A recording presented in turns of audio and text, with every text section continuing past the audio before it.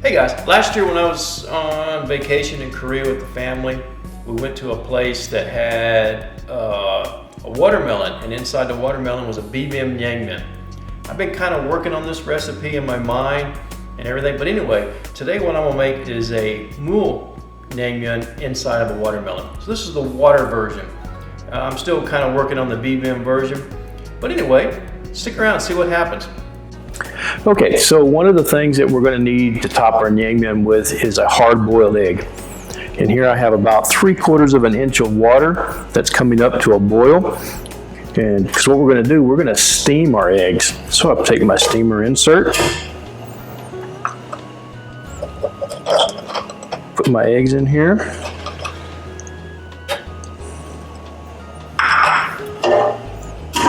I'm going to cover this. Now, it doesn't have to seal tight or anything. Now I'm going to set my timer for 10 minutes. Okay, so our timer is expired. Our eggs should be done. Take our lid off. Put them in some ice water. And then we're going to stick them in the refrigerator until we're ready for them. So, for watermelon bibimbap naengmyeon, first thing you need is a watermelon. Not a real big one. Seedless ones work really good for this. Anyway, we're going to try to cut this thing.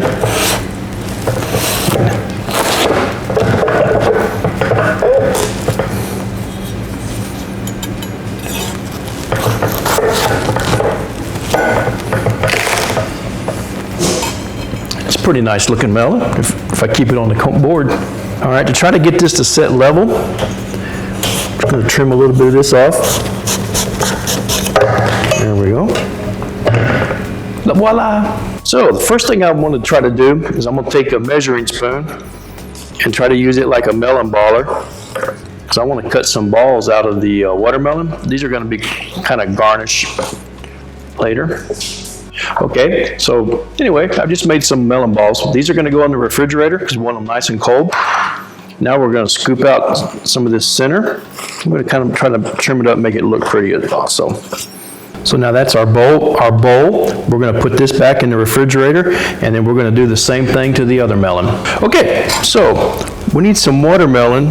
We're going to try to make a slush out of watermelon. So what we're going to do, we're going to take some of this watermelon, and we're going to run it through this strainer to get the seeds out of it.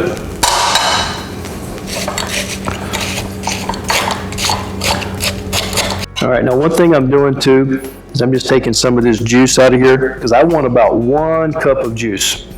And I don't care if it comes from the watermelon or if it comes out by itself. Anyway, that's about 1 cup right there. Okay, now that I have my cup of juice, I'm going to put that in the freezer and I want to make a slush out of it.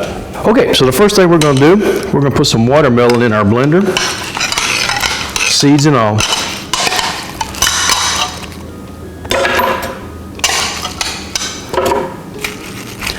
How much? I'm going to try to get it all in there. Okay, so I have the blender full of watermelon, and we're going to give this just a quick little... That way I can put all my other ingredients in there. And just for the record, it looks like I have 1,000 milliliters. So that's a liter, I think. Okay, Korean red pepper, gochugaru. I have a 1/4 cup. Yeah, fiery. I have some soy sauce, all the ingredients that get listed down below, and then I'll put a link to my blog also. I got some vinegar, sesame oil. Can't do Korean cooking without sesame oil, right? Sesame seeds. More will go on top. I've got garlic, 1 tablespoon. Helps keep the vampires away.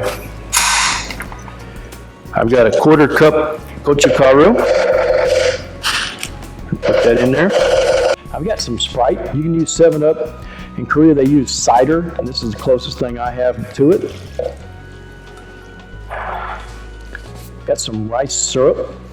The recipe's gonna say 3 tablespoons. I'm just gonna eyeball it because putting this stuff in another container and then putting it in just makes a mess.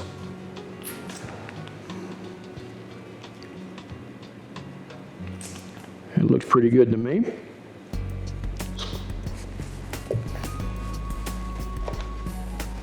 Lid on.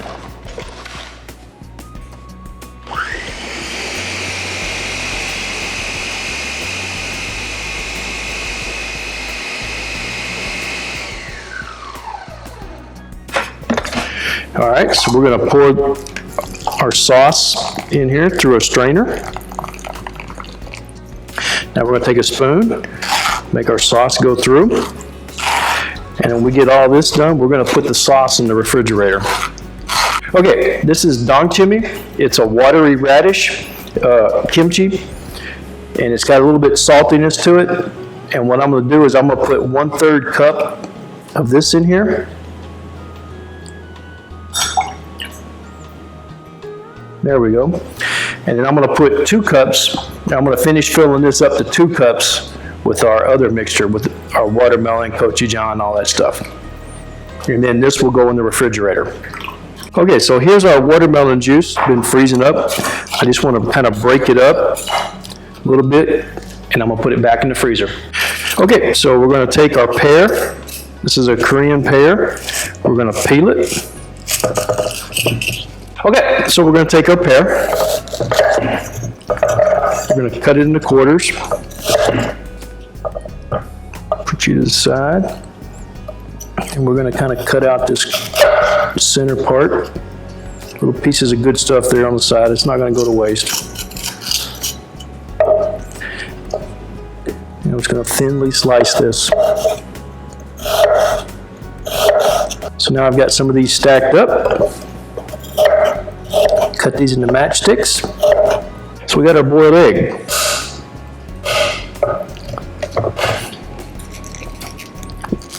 We're gonna peel these. So we got to peel off our egg. There we go. Just a slight softness in the middle. Perfect. Okay, so let's assemble. First, we need our noodles. Okay, now we're gonna put some of our soup in here. A little bit more. We're gonna put some of our little watermelon balls.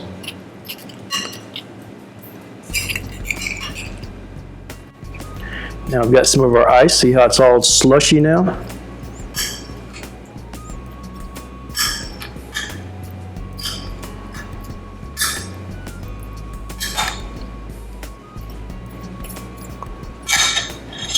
A couple more of our watermelon balls just so that they look good. Our Mul pickle. I'm going to put a couple of our pear slices around. Put some cucumber on top.